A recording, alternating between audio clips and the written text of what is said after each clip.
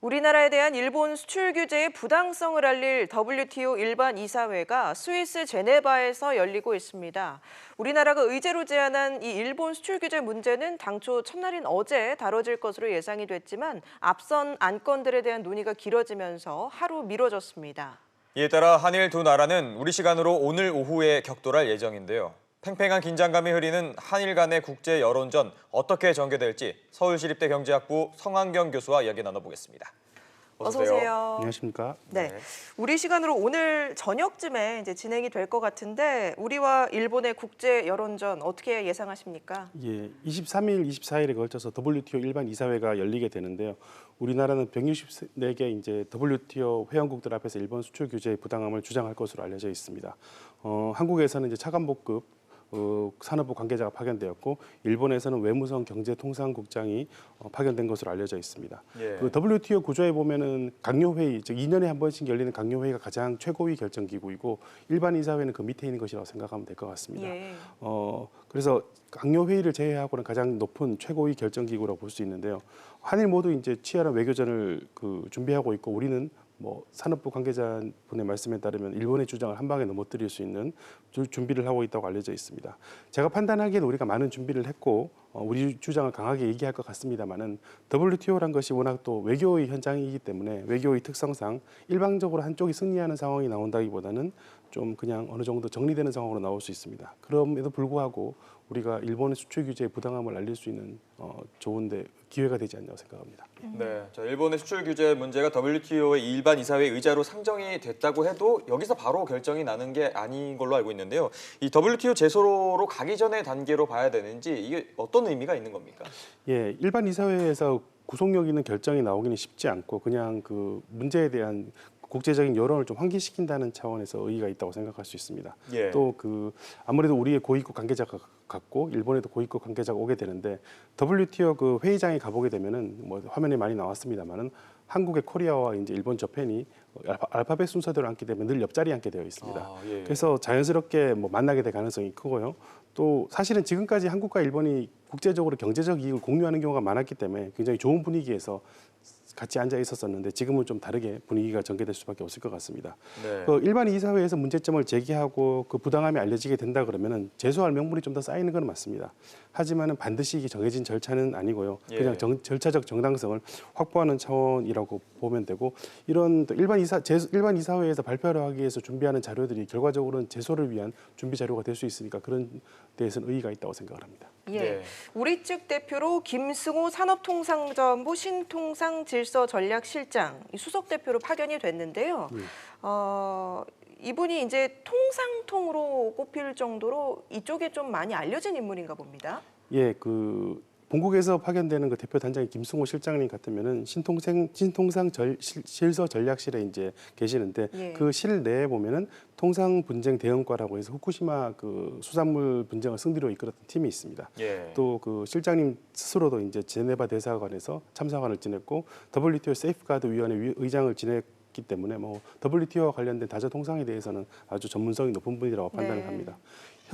하지만 현지에도 보면 대사님도 계시고 또 뭐 그 차석대사로 계신 이미연 차석대사 같은 분들도 워낙 WTO에 대한 전문성이 높기 때문에 최선을 다할 것으로 보이는데요. 예. 뭐 우리 입장에서는 최고의 에이스들이 다 모여 있긴 한데 근데 WTO를 통한 다자 통상 외교란 것이 개인의 역량도 중요하지만 여전히 국가의 경제력에 의해서 좌우되는 경우가 많습니다. 예. 그래서 뭐 그분들의 역량을 우리가 믿을 수는 있습니다만 너무 또 개인의 역량에 의존해서 지나친 부담을 주는 것은 조금 좀 피해야 되지 않을까 생각을 하고 있습니다. 네, 자 일본 정부도 자국의 조치가 안보상 필요하다면 WTO 규범에는 위배되지 않는다는 점을 아무래도 강조할 것으로 보이는데 여기에 이 정통한 야마가미 신고 외무성 경제국장을 이제 수석 대표로 해서 일본은 또 파견하는 것으로 알려져 있거든요.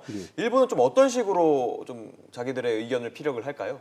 예, 일본의 논리는 기본적으로는 가트 20조에 나와 있는 전략문제 통제에 대한 예외 규정과 21조에 나와 있는 필수적인 안보 조치에 의거해서 반대할 것으로 생각을 합니다. 그래서 즉 한국이 전략 물자를 통제를 잘 못하고 있다는 논리라 그리고 일본의 안보 이익을 위해서 수출을 통제한다는 논리를 내세울 것으로 보이는데요.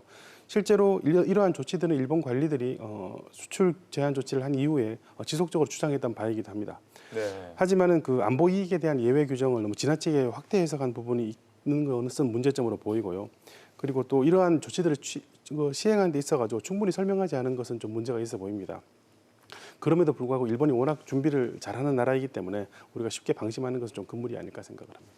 예, 이제 오늘 오후에 두 대표가 만나서 이제 여론전을 펼칠 텐데 우리 측에서는 어떤 전략을 펼까요? 예, 우리 측에서는 일본의 앞서 말씀드린 그런 전략에 대해서 가트 11조 1항에 의거해서 수출 수량 제한을 금지하는 부분에 대한 것과 다음에 가트 1조 1항 가장 중요하다고 할 수 있는 최애국 대에 대한 부분, 즉 다른 나라와 동등하게 취급하고 차별하지 않아야 된다는 조항, 그리고 10조 3항에 나와 있는 무역 조치를 취하게 될 것 같으면 공평하게 집행되어야 되고 합리성을 가지고 일관성을 가져야 된다는 부분에 대해서 우리가 집중적으로 공약을 할 것으로 알려져 있습니다.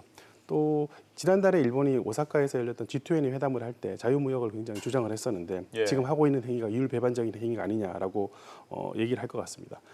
제 판단에서 생각해 보면은 이러한 부분을 공약하는 것은 법률적으로 굉장히 바람직한 부분이라고 생각합니다만은 지금 현재 WTO 이사회에는 법률적인 부분보다는 여론적인 부분이 가깝기 때문에 결과적으로 이런 여론을 통해서 우리가 피해자이고 거기 나와 있는 모든 나라들도 잠재적으로 일본 때문에 일어나는 조치의 피해자가 될 수 있다는 걸 강조하는 것이 필요하다고 생각합니다. 예. 자, 일본은 수출 규제가 우리나라에 특혜를 줬다가 다시 원래대로 돌아온 것이다라고 이렇게 주장을 하고 이 최애국 대회 의무 위반이 아니다라고 이렇게 주장을 하고 있는데요. 이 부분이 WTO 제소에서는 어떤 영향을 좀 미칠까요? 예, 일본 입장에서는 최애국 대회 규정을 위반하지 않았다고 주장을 하고 있고 그냥 특혜 국가를 그냥 보통 국가로 지위를 강등시킨 정도다라고 얘기를 하고 있습니다. 예. 세계 소재에 대해서 그렇게 얘기하는 부분은 뭐 논리적으로 말은 됩니다만은 백색 국가에서 제외시킨다 그러면은 아마 10조 3항의 일관성이나 합리성 부분에 대해서 위배가 될 수 있다고 우리는 주장을 하고 있고요. 또 한국만을 꼭 집어서 그 안보상의 문제라고 얘기한 것은 좀 납득이 가지 않는 부분이 많이 있는 것 같습니다. 예.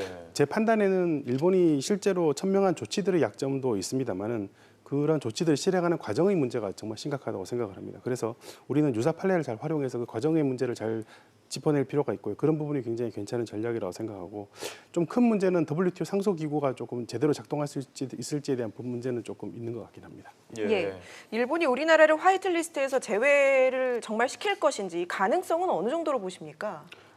예. 지금 여러 가지 상황을 보게 되면은 오늘까지가 이제 의견 수렴하는 날이었고요. 이제 어제 정부에서 의견서를 제출한 것으로 알고 있습니다. 뭐 가능성에 대해서 보면은 일본의 이런 행위들이 지나치게 행정 입법이나 여러 가지 상황에서 행정 입법을 통해서 한 것이기 때문에 민주주의 원칙에 좀 어긋난다고 볼 수 있을 것 같고요. 예.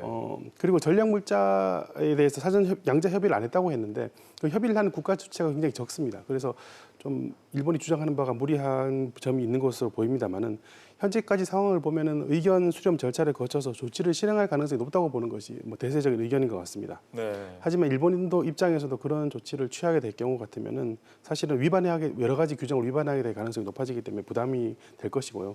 그래서 일본이 시한이 다가오면은 즉각적인 조치를 취할 수도 있습니다만은 좀 시간을 벌면서 협상의 지렛대로 이를 활용하지 않을까 싶은 생각을 가지고 있습니다. 네, 실제로 일본이 우리나라를 화이트리스트에서 배제할 경우에는 대략 한 850개 가량의 전략 수출 품목이 규제 대상에 포함될 것으로 알려져 있는데요.